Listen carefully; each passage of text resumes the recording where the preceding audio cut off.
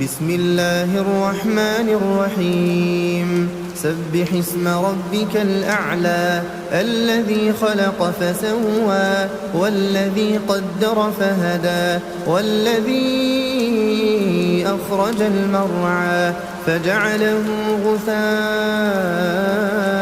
أحوى سنقرئك فلا تنسى إلا ما شاء الله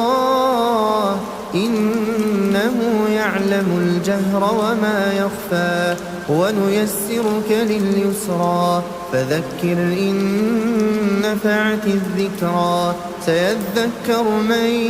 يخشى ويتجنبها الأشقى الذي يصلى النار الكبرى ثم لا يموت فيها ولا يحيا قد أفلح من